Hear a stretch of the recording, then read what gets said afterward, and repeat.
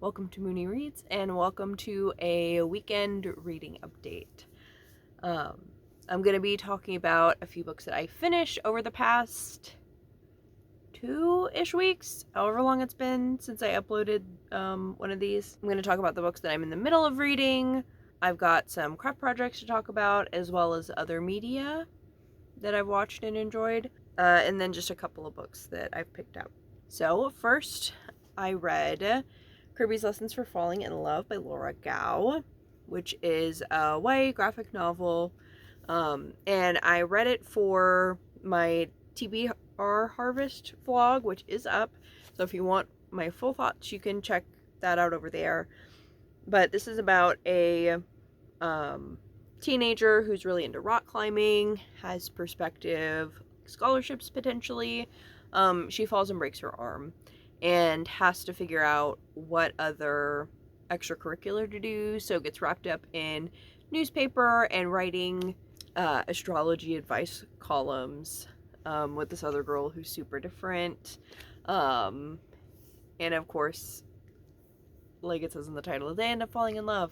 But it's really about a lot more than that. There is a lot in here about family, grieving, and also religion, and being queer in a conservative religious community. Well, I did like a lot of this. I liked a lot of what it was trying to do, and I think that it's saying a lot of important things. It really needed to be longer in order to do, I think, all of the things it was trying to do. After that, I reread Beyond the Clouds Volume 1, which is also in my TBR Harvest vlog if you want a little bit more info on that. But I am hoping to reread the first 3 volumes, which I'm pretty sure I read in like 2020. I know that I started the series then. I have 2 more volumes to read after I reread that. And then most recently, I finished up my buddy read of Oranges Are Not the Only Fruit by Jeanette Winterson. And I ended up liking this a lot. This is autofiction about a girl who was adopted by a really, really religious mother and raised to be a missionary. So this takes you through pieces of her childhood and then through her adolescence as she's figuring out her sexuality. One thing that I really liked about this is the way that it's written. It's not as much a straightforward narrative. She uses a lot of metaphor and kind of over-exaggeration that I think gives you a better and more interesting picture than it would otherwise. There are also a lot of small, like, scenes and short stories of other things that kind of show you something about what's happening in her life. So I thought that was really cool and interesting. This is another one for the lesbian and gay backlist that I've been reading a lot of. I will say I'm still not 100% sure how I feel about the ending, but I still did really like this overall. And it's definitely what I'm going to think about. I have kind of a lot of books in this like religious theme. I was reading Hell Followed With Us as I was reading the beginning of this. It was really neat to see these two like very different takes on similar trauma. I've also got like Camp Damascus on my TBR that I plan to read soon, and Sunburn, which I know I'm going to think a lot about this while reading that. And the final book that I finished this week is Ruthless by Ron Miscavige. He is the father of the current leader of Scientology who left Scientology, and this was his story getting into Scientology, what it was like and why he decided to leave, what it's been like since then. I could talk a lot about this, and honestly kind of have.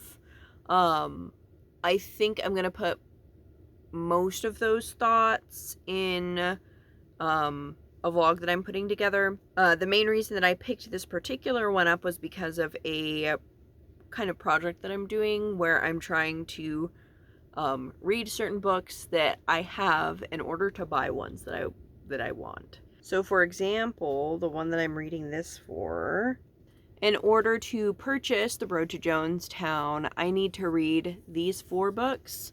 Hell Followed With Us, which I finished. Ruthless by Ron Miscavige, which I'm talking about. And then, so I will soon read Uncultured and Camp Damascus in order to purchase this book. I'm doing a whole vlog on that project. I've read a few other things that I talk about in detail, including Hell Followed With Us. In Oranges are not the only fruit. No idea when that'll be out, but I do not like this, and I don't think it's the first one about Scientology I should have started with. I would have been more picky if I didn't know anything about Scientology, but I have watched Leah Remini's series, which is really informative, and I do feel like I knew most of the stuff that was in here. I think that maybe Mr. Ron should have had a co-writer, because though places that he chose to share details, some of it was rather boring. There are other areas where I would have liked to know more, and honestly I was off-put from the beginning, because a lot of this just seems like an exercise in him, like, kind of trying to cover his ass in some ways. Like, he spends a lot of time talking about weird specific details about how good he was at raising his kids, and then, like, mentions that he hit his wife. And it doesn't sound like it was, like, a one-off weird whatever. And, like, says that it's bad, but also justifies it a little bit. And that was just weird and off-putting, and definitely made me, like, kind of not want to finish it. And I mostly finished it because of this, like, thing that I'm trying to do with the book buying. And I am glad that I listened to it on audiobook, where I could speed it up a lot easier and get it over with. I haven't actually, I just finished it, like, maybe an hour and a half ago, and I was kind of feeling like maybe, like, 3 stars as, like, a generic kind of 3 stars, but it might even be under. Like, if you hadn't seen Leah Remini's show and didn't know much about Scientology, it could be an interesting starting spot, I guess. But I just am certain that there are more informative books. And I just really hope that this is the worst book about Scientology that I read. I have quite a few others on my TBR. I have Leah Remini's memoir. I have Mike Rinder's memoir, and he was really high up in Sea Org. Ron was also in Sea Org and on the, like, weird compound thing that they have, but I think just judging by the stuff that Mike Rinder says on the show, his will probably be more informative, and less annoying, hopefully. But anyways, I was not thrilled with that. So we can move on to the books I'm in the middle of. I've been going through Love in a Fucked Up World by Dean Spade. And I mentioned last time that I'd started the audiobook, and at this point I've mostly been, like, going back through the stuff that I've already read to make notes and stuff like that, and kind of think about it. So that's going well. And I've also started Dead Collections by Isaac Fellman. And I'm really, really liking this. I'm probably only a quarter of the way through it. But this focuses on a trans vampire who is the head of an archive. And it takes you through kind of his everyday, and then him meeting this other person who is giving her wife's writing stuff to the archives, because her wife is a fairly well-known author, and the two of them connect. One of the things that I really like about this is how it's, I guess, some of the details in the narration. I love it when someone can just, in passing, like, describe an experience or feeling so acutely that it almost hurts.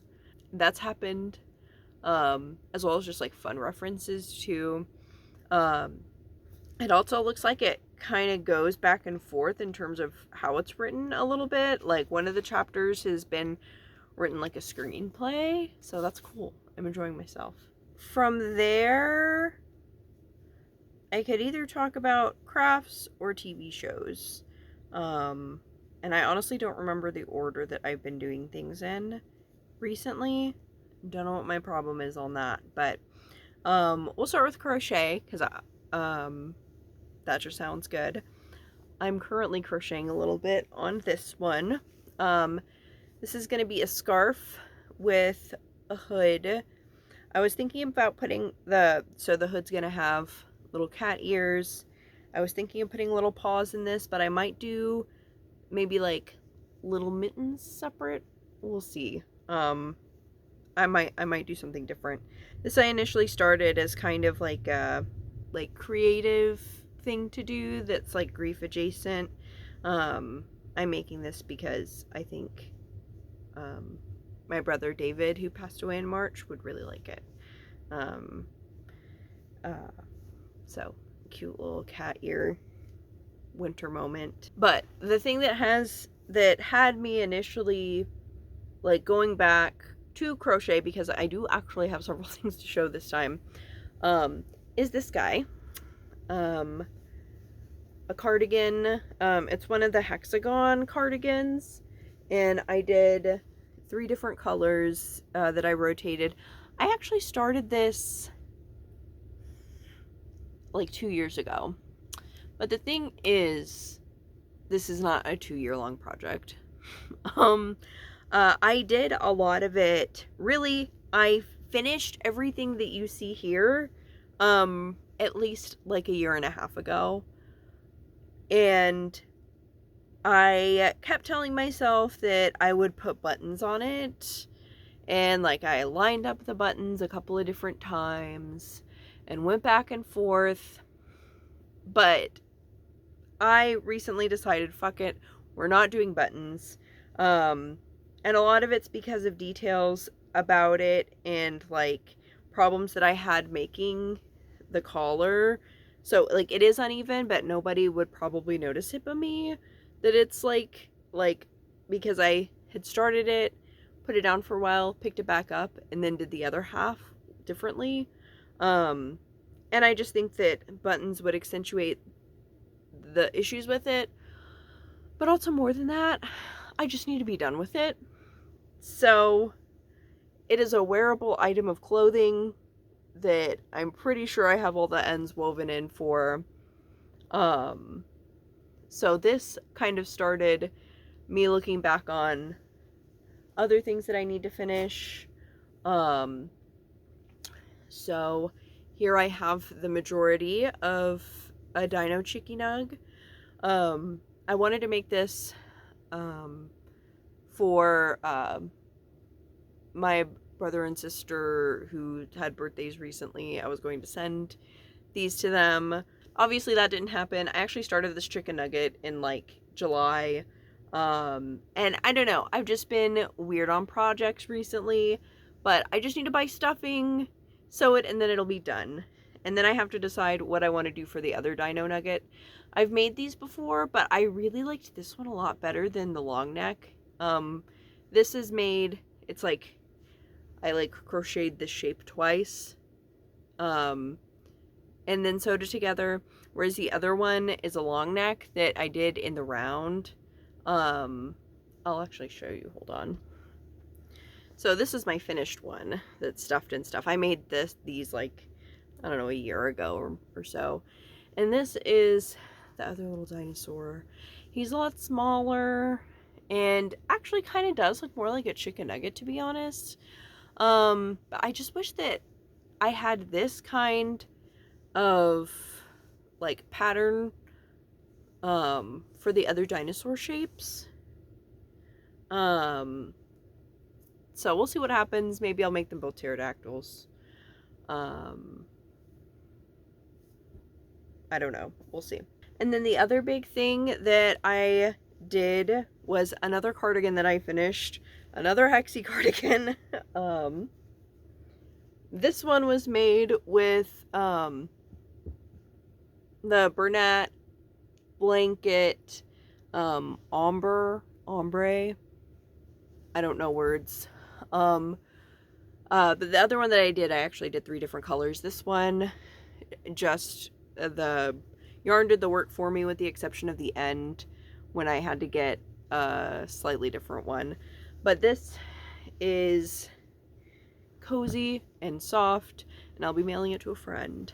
Oh, one more that I'm working on. This is another one I started months ago. Actually, I think during a vlog. I can tell you which one. Maybe I'll do some research. But I started to make a bucket hat with this bisexual yarn. But the thing is, I should have taken a before picture because it was kind of massive, and I think that I'd done like too many. I'd made like the main circle too big, and it was kind of dilapidated. Like I don't know what I did. I don't know if I like increased it in a wrong kind of way, but it was like here, hats, you know, you see this like downward slope where you can see that it's going to turn into like something tubular that you can put on your head. It was going like this. So I don't know what happened. But I undid it. You can tell because the yarn is like crinkled.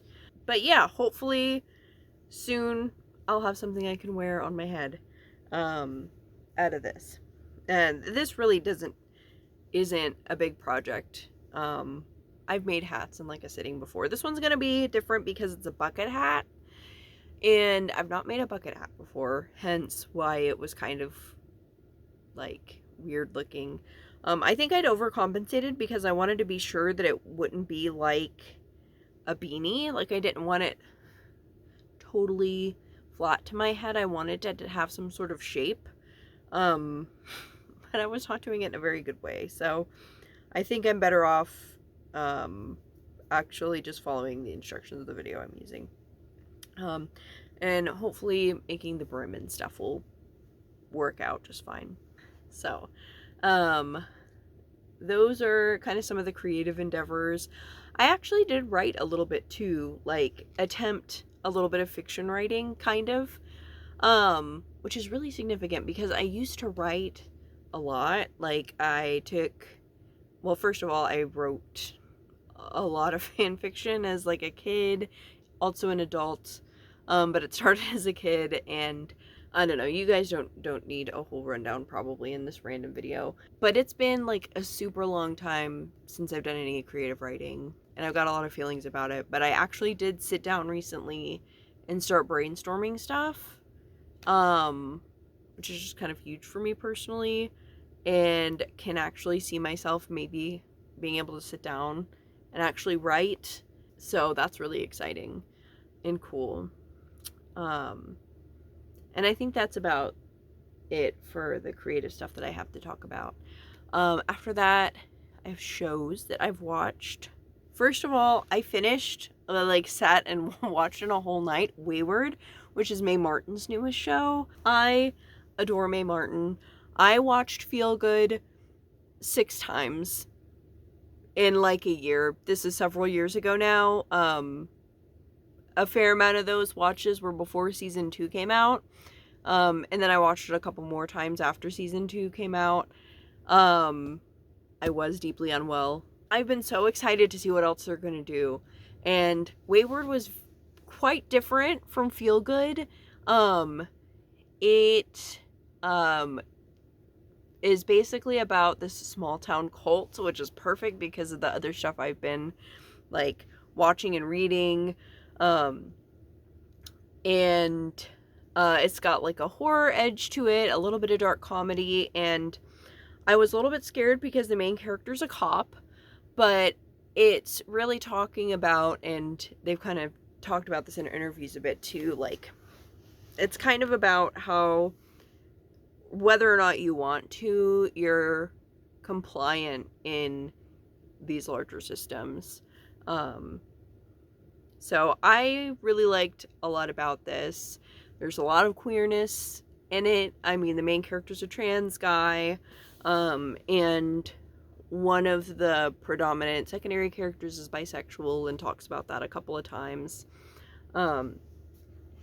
yeah, it was just really good. They also just dropped an album, which I didn't even know that they could sing, but like, of course they could sing. What the fuck? I've only listened to a few songs so far.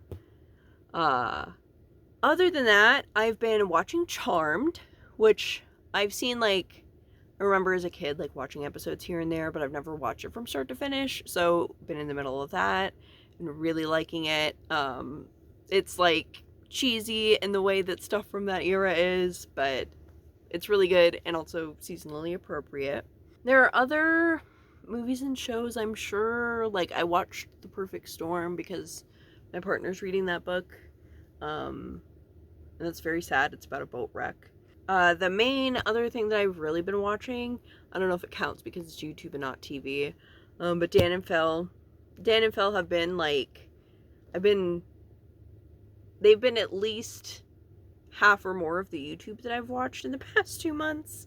And so I think that it's kind of wild that they put out the video that they just put out, because I've liked Dan and Phil and I've, like, watched them on and off.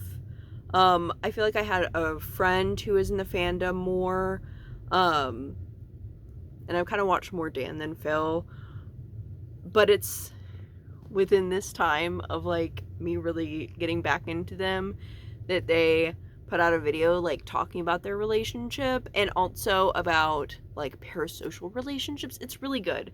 Even if you've ever been interested in Dan and Phil, you should definitely watch it, but also, if you've been interested in any sort of discourse about parasocial relationships or early YouTube, I think there's a lot of, like, important stuff in that. So I've watched that a couple of times, but I've also just been watching their backlog of Dan and Phil games that I haven't seen, and also I've watched their live shows. I actually haven't seen their live shows. Like, they've uploaded them, but I don't know, I haven't watched them, and I've been having a good time with that too. Okay, and then I think the last thing that I have in this video is a tiny haul. So the first thing that I bought, I actually don't have with me. I thought this was the correct volume, but it's not. I don't really want it to get out of my shelf. Beyond the Clouds, I just finished rereading volume 1, like I said. I'm rereading the other ones. This is volume 2 in my hand, but I did buy volume 5. I already had the first 4. I've read the first 3, but I went ahead and bought 5 because I didn't want it to, like, not be there by the time I got around to it, and I plan on reading them all pretty soon. So, I have the complete set of Beyond the Clouds, which is fun. And then the only other thing that I got was Absolute Pleasure, Queer Perspectives on Rocky Horror. I saw this floating around Instagram, and I had to get it. I think there's an anniversary that's happening, maybe 50th anniversary, because I've recently watched an interview with some of the cast, and that was really cool. And we've also, at the store that I work at, we've gotten in Funko Pops.